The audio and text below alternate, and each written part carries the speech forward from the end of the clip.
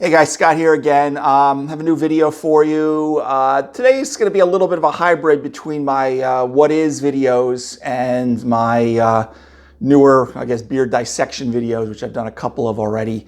Today we're going to be talking about Schwartzbier. Schwartzbier means black beer in German, or black.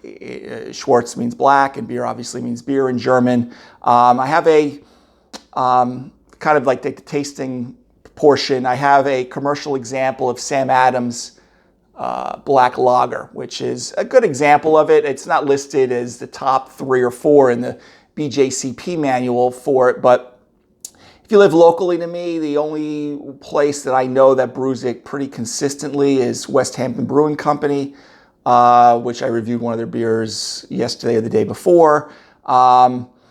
And if there's anyone else, feel free to chime in, like underneath the comments on YouTube or Facebook, and let me know if you've seen it out there. It's become one of my favorite styles of beer, amongst several others. What's going to happen is it's going to pour black. It's going to look like a porter or a stout. It's going to have that similar color. It's going to be kind of from like a dark brown to garnet, but it's not going to have that deep, burnt espresso taste to it. It falls under in Germany as a Vol beer, which is a full beer. It's with some of the taxation. It's some of it's antiquated, but then there's an Einfiber beer, which is a simple beer. So it falls into that. They use some chocolate malts, some other highly roasted malts to kind of give it that color that you have there without getting it becoming so thick as a porter or stout. They do call it sometimes they dark or black Pilsner, because it's going to have some hop bitterness to it, but it is going to drink very light like a Pilsner beer will be. But it will have some hoppiness to it. It's roughly about 5% alcohol. The style, if I remember correctly, somewhere between 4.5% and 5.5% alcohol. Believe it or not, I just learned this the other day, that this is a popular style in Utah, I guess because they had some restrictions on the alcohol levels.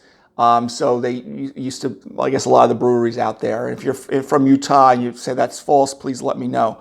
So again, it's Schwartzbier, easy drinking, dark beer. I usually would recommend it to people who are like looking to try to get into craft beer or into porters or stouts, but they don't want to take that plunge.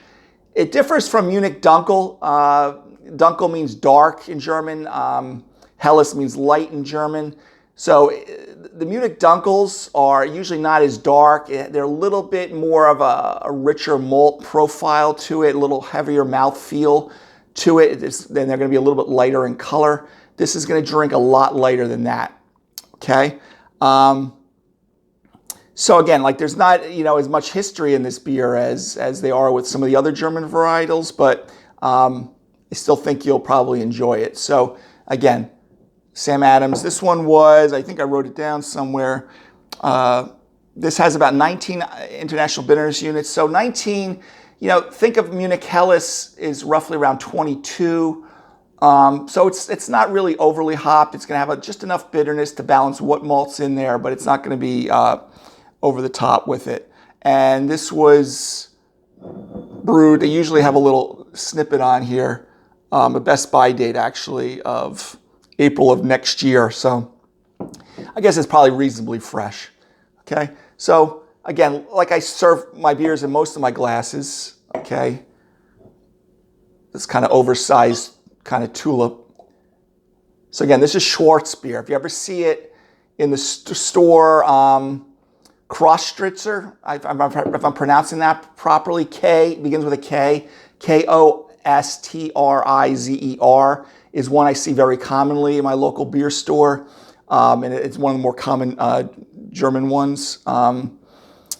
But again, it's going to give you, let me put it up on the camera there. You see there's like that garnet kind of dark reddish brown color. Nice supportive head there, beige head. Okay. So you can kind of see that. Looks really nice.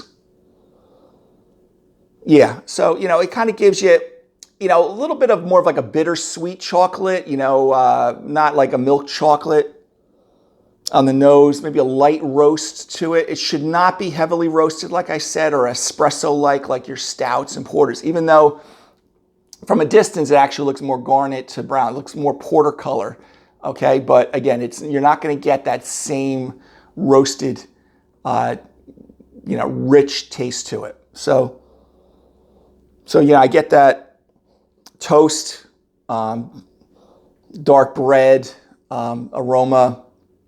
A little bit, you're going to get a little bit of that noble hop variety from Tettnang hops, German Hallertau, Mittelfrüh hop, which gives you a little bit of a floral, spicy, herbal kind of aroma.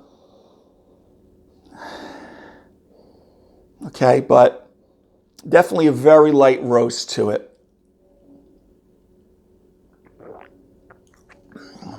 If we sip, yeah. And that transfers into the taste. So, you know, you kind of got that light to medium mouthfeel.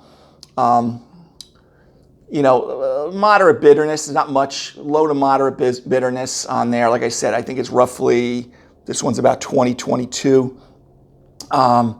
If you think of your German Pilsners, they're about 45 IBUs, if those of you who are familiar. So that will give you more of a bitey kind of bitterness. This definitely does not have that. It has that toast, slightly nutty, maybe a little hazelnut.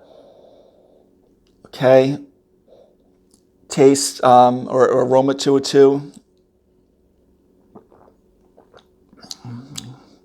Enough carbonation, you know, kind of cleanse your palate if you were having, you know, pork dishes or, you know, medium roasted type of beef dishes. So it has enough bitterness and enough carbonation to kind of cleanse your palate, ready for your next bite. Some hard rind cheeses I would probably pair this with. But again, very light on the mouthfeel. It drinks like if you had your eyes closed, like a German Helles, which is like your Spaten Helles, your light style beers.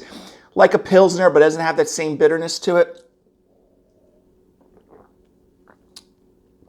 And again, just enough roast to give it a little oomph, you know, a little bit roast, a little, you know, slightly chocolate, like I said, more bittersweet chocolate. And then just on the back end, maybe a little slight toffee caramel on the real back end of this.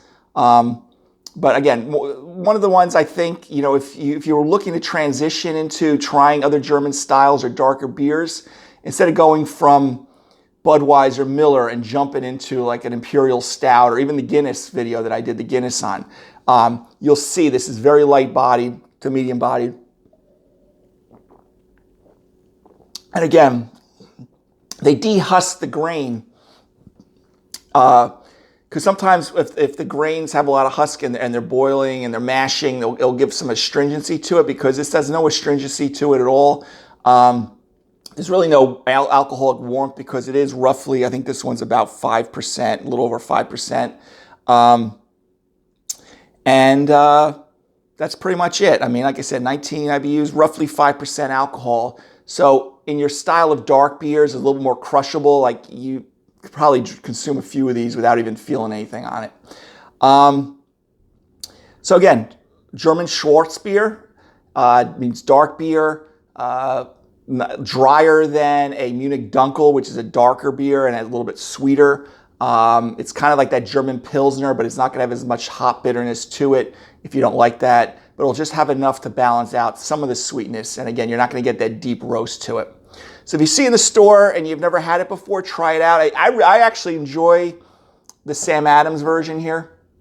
Okay, so if you see black lager, it doesn't say Schwartzbier on there. Your ones from Germany, Kostritzer, which is one of the popular ones, will definitely probably say Schwartzbier on there. Other than that, guys, hopefully, it's a new varietal of beer that you've never seen before. And until I see you on the next video. All right, have a great day.